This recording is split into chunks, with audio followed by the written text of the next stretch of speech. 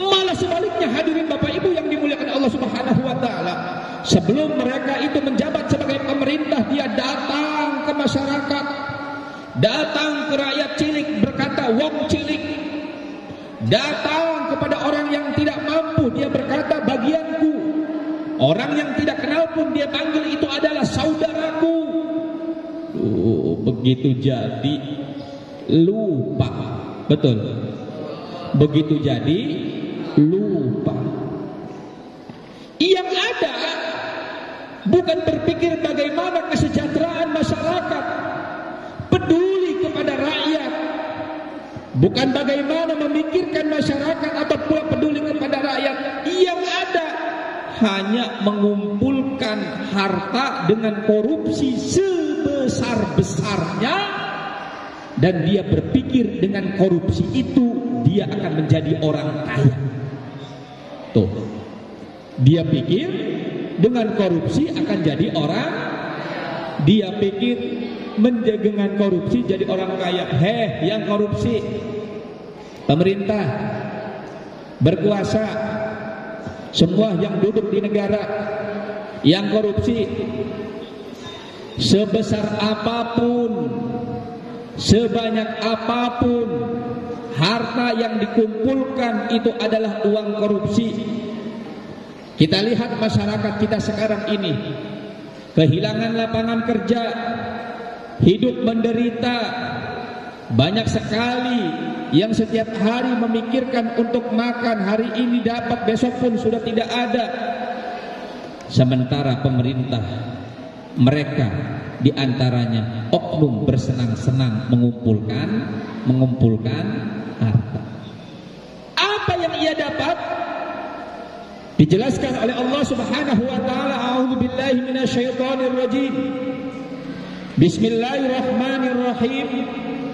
Wala yahsabanna alladziina yabkhuluna bima ataahumullahu min fadlihi huwa khairul lahum bal huwa syarrul lahum sayutawwaquna ma bakhilu bihi yaumal qiyamah. Bagi mereka yang korupsi, menumpuk-numpuk harta, bukan hanya dia bagian orang yang mencuri, tetapi sebaliknya mereka itu adalah tergolong dengan orang-orang bakhil. Dia pikir dengan bakhil tidak pernah bersedekah, tidak pernah simpati, tidak pernah memberi kepada orang lain, tidak pernah ada silih kasih kepada orang lain. Dia pikir dengan bakhil menumpuk-numpuk harta menjadi orang kaya, tetapi sebaliknya, wala yahsabanna alladziina yabkhuluna bima ataahumullah. Janganlah engkau mengira, wahai orang-orang yang bakhil, yang selalu menumpuk-numpuk harta, alladzina yabkhuluna bima atahumullah, mereka orang-orang yang bakhil dengan apa yang Allah Subhanahu wa taala berikan kepada mereka. Tidak nyadar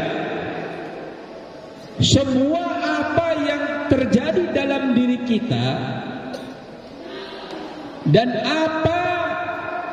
semua apa yang kita miliki dalam pribadi kita itu adalah bima atahumullah. Semuanya adalah pemberian Allah, diberi bima ata. Nah, adapun kalimat ata ini, hadirin Bapak Ibu yang dimuliakan Allah, yang namanya ata itu diberi. Kalaulah memang diberi, itu satu waktu pasti akan diambil, hanya sebatas pemberian. Nanti itu akan diambil oleh miliknya. Tuh, dengerin nih koruptor, dengerin nih yang bakhil. Bima atahumullah, ya, didatangkan, diberi kepada mereka umat manusia, termasuk mereka-mereka yang korupsi, yang bakhil. Setiap pemberian itu semua akan diambil oleh Allah Subhanahu wa taala. Artinya apa? apa yang kita miliki kehidupan di alam dunia ini bima atahumullah, semuanya tidak ada yang abadi dan semuanya akan kembali kepada Allah. Allah Subhanahu wa ta'ala berikan wajah kita ganteng. Ya betul, itu pemberian. Saat ini wajah kita ganteng. Nanti di usia 55, 60 tahun kita akan tua. Betul? Allah Subhanahu wa ta'ala ngasih kita cantik, ngasih ukhti betul, sekarang cantik. Jalannya langgak lenggok, ngaca 10 kali dalam sehari. Betul cantik juga hari ini, tapi nanti usia 50, 60 menjadi tua. Allah Subhanahu wa ta'ala ngasih jabatan. Kenapa kita harus bangga dengan jabatan?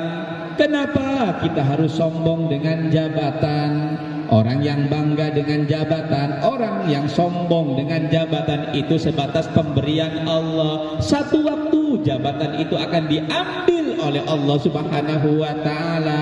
Kapan? Bisa 5 tahun, bisa 10 tahun. Yang pasti jabatan tidak abadi. Para jenderal yang bintang 4, bintang 3, bintang 2, bintang 1.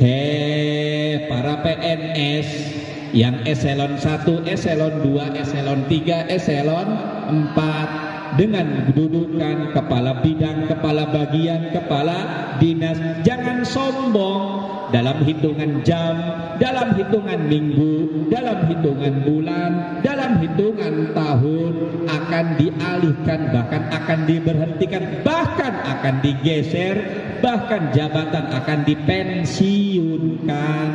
Betul? Sekarang yang kita punya harta, bangga dengan harta.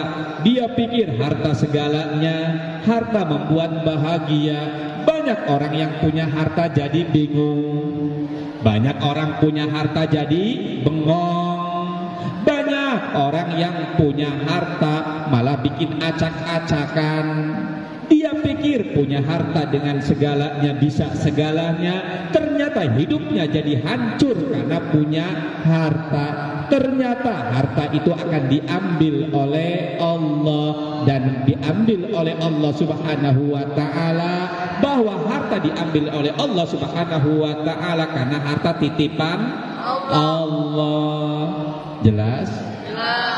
Itulah yang dimaksud bima atahumullah.